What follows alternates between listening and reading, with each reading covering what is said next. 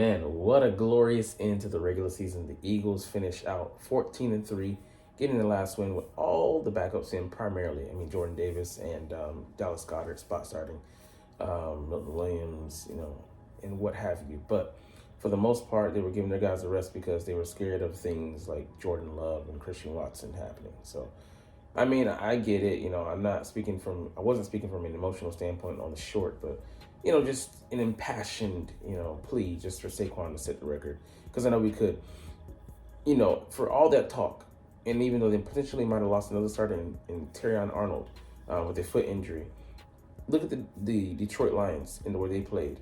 I mean, Gibbs scoring 4 touchdowns, I think 3 through the air and 1 on the ground. But no fear. No fear. No fear of consequences, no fear of repercussions.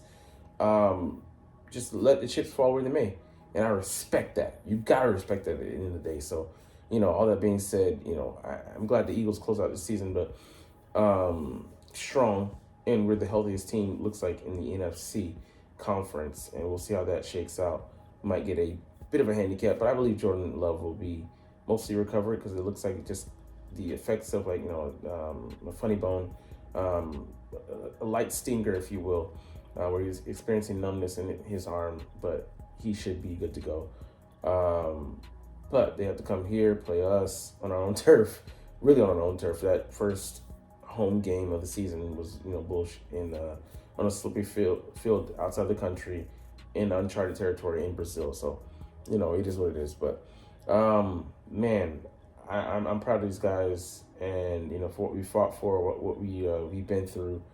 The journey continues. It really starts anew on Monday for me, Sunday for you at 4:30, 6:30 a.m. for me. So I'll be getting up watching that one because, of course, why not? Day off, but we got to support the boys. But before we get to that, we'll evaluate this performance and really look at the backups. And the future looks bright here in Philly because so many guys stepped up, and the defense, Vic Fangio not having his typical guys out there, came to play and pretty much shut down Drew Lock in that offense. He passed for career high 4 TDs last week against the Colts. None of that this week. Anyways, let's get into it. What's up? It's your boy Cintron. Come back at you with another analysis video that kid you not. That's my real name. Forget the stumbling. That didn't happen to the Eagles today. 20-13 victory over the New York Giants, who look like they're headed in the complete wrong direction. Have the 4th overall pick, but you don't have any confidence that they're going to right the ship, and definitely not in one season. I mean, they could look at the Commanders and the way they did things this past year. They weren't the worst squad, but they weren't projected to go much of anywhere, and they're on the way to a first-round wild card match against the Tampa Bay Buccaneers in Tampa. So, but this one, we started out strong, and you can see, just doing the calculations. That guy being Tanner McKee, he just has the goods, man. I like what I saw from him, and I hope that he goes into 2025 being the primary backup to Jalen Hurts. And I was drafting in, like I said, another guy in another video to fill another hole. That would be the number 3, who could be a replica for Jalen Hurts and replicate most of what he can do on the field. And Tanner McKee just to be your standard, non-mobile quarterback who just has a processor in his head that works like clockwork. That's what he was doing today, getting the ball out of his hands, making sure his guys got the ball ahead of time. No hospital balls. Mostly he threw 2 or 3, definitely 2 pick-worthy plays he had where he just threw it up into danger. But that's going to come with the inexperience, the lack of experience he has with the game, and him getting the only way to fill in that space, fill in that void, is to get live game experience. So, he did that today and took another step in his progression towards being a quality backup and potentially being a starter for someone, because he processes so well. He's 6'6", 230. The way he's able to just go out there and command the guys, and this is backups in there. And Jahan Dotson was a former first-round pick, so he's not your typical backup, but he made him look good today. Getting the ball out of his hands. And then, Jahan is a precision route runner, so he knowing that he's going to be the number one, and he's going to be highlighted. I think that was the best spotlight to shine on him, and I really want to see going into 2025 how his practice reps, putting in that quality time with Jalen, how that will be able to elevate his passing offense. And I think we're going to stay static anyways. I think we're going to go with somebody and draft a slot receiver, or I think we need an outside receiver though. To be honest with you, backup, quality backup. So, anyways, let's get back to 2024/2025 now. So, after that was kind of a war of attrition, going back and forth, and the Eagles made progress, and enough progress because Tanner McKee finished with a 66% completion rate, and he was getting the ball to his guys, and our backups were in there, and they were playing their starters, so they were eventually going to have some plays. And the run game, while letting up some, did look pretty solid. I'm sorry, the run defense, run game offered nothing on our side. Backups going against starters. Sexy Dexy wasn't in there, Dexter Lawrence, but I think B.J. Ojolari might have been playing, but Kayvon Thibodeau, that hoe, was playing. That Snow Angel, is not one. When he made that, that nap celebration, he did that nap celebration next to the quarterback. That was just trash, man. So I'm gonna be on his ass for that shit. But a lot of positive signs. We'll get into the players tomorrow that did well and that deserve some kudos. But for now, we're just transitioning to our usual segue: the good, the bad, and the ugly. So evaluating all the things that happened swirling around this match. Yeah, some of these guys won't be there for that next one, but anyways, closing those guys out. Yeah, Tanner McKee getting his touchdown on to Anaya Smith, and then I think he threw another one. I forget too. We'll see. But yeah, his numbers look good, and 3 touchdown passes in his first 7 NFL passes. That number was of course going to come down because it's not going to stay to those lofty heights with the number of passes that he has to go through, but still pretty good. No picks, two tuds. We'll take it.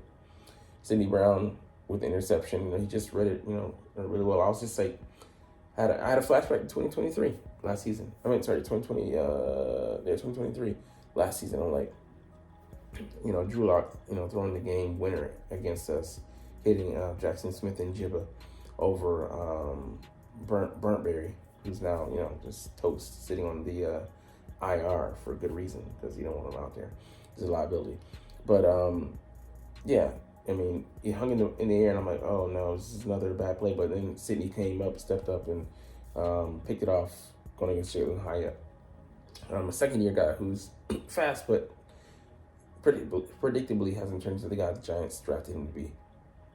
Okay, E.J. Jenkins got his first touchdown. The second one was to him. And his first catch went for a TD, so he's working some of that McKee magic.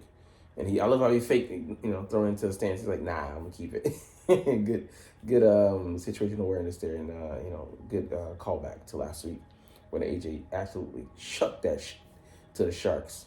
And, fortunate our fan was willing to give it back to him to gift wrap, a present for McKee to hang up on his rafters at home. But yeah, both of them, Anaya Smith showed more than I thought, he would, but, still not my guy, but we'll see how he develops. Jahan Dotson, however, 11 targets, 94 yards. Hey, man, he can do a lot for you. Like I said, I hope that he's still able to do something for us in this playoffs. And speaking of someone who did do something on Sunday, Keely Ringo, just a monster. Where he charged on the field and then put it on the punt returner, Emir Smith-Marset. He stumbled before he could even recover. He got planted, absolutely. Like he was, that dude. Planters. Isaiah Rodgers as well, 51-yard kickoff return. That absolutely should have, keyed us to another Super Bowl. Damn it. I'm getting ahead of myself, way ahead of myself. Calm the fuck down, buddy. Keyed us to another touchdown drive, but it didn't. I was disappointed there, but, it is what it is. But happy to see that he was able to provide a spark. And that's what I love about his 4.28 speed, man. Rodgers and Brown crashing down on Malik Neighbors.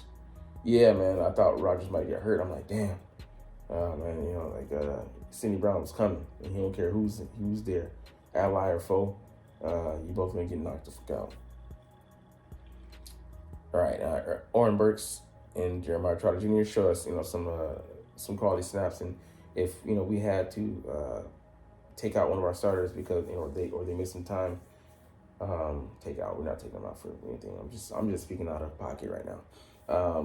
I feel confident that they could do so for a game at least, and maybe potentially two, especially if it's Dean and not your boy Zach Bond. I'm still in that one because I'm mad that we said it, it just makes sense. But anyways, I do have confidence in them, you know, from what they've been seeing. And Jordan Davis definitely reading that screenplay. Surprised to see him out there, but you know, like I said, they couldn't sit everybody. And you know, he showed me that you know he can play, you know, for the long haul. But I just love that we use him for his role and we don't overextend him because we could need him later. Yeah, Jeremiah Trotter knifing through and making tackles in the backfield. Milton Williams as well as Charles Harris, you know, showing the depth of this roster, really flexing the depth. Charles was cut and he was, you know, off the squad last week and then came back. So it's nice to see. Yeah, Goddard dropping a pass from I think he dropped 2, so it is what it is, you know. But this miscommunication, I want to see what, you know, on film, what happened here. I doubt we're going to get a film review from this. You know, I mean, I think we might go on at least on the offensive side, but probably maybe on the defense too, to see how, you know, different players, same results played out. Tristan McCollum losing him, just like, damn. Yeah, he's the most dangerous player, and you don't have, eyes on him. I want 2 sets of eyes on him. Jake Elliott missing a 39-yarder. I chalked it up to the win. I'm not going to give, you know, the enemy the win, doubt him at this point in stage in his career. Yes, he's an 8-year veteran. I get it. He's 0 for whatever, maybe 7 or 8 or 6 from 50. 51 plus this season, but you know, hey, I still trust him. I think he can still right the ship. But anyways, we'll get up out of here on that note. The Green Bay Packers are our opponent, and we will start planning for them now. But you know, mentally we're already there. You know, so I don't have to tell you this because, well, I do because you're not even watching though, so you know, you're not even here to hear me say this. But it's all good because I love talking about the freaking stinking Philadelphia Eagles, and I love making these videos. So we'll chunk this is officially, but as always, it's fly Eagles, fly, and let's motherfucking go. Like, comment, share, subscribe. Thanks for watching. Check me out at Cintron Anime, Cintron Life, or Cintron Laughs, or other social media.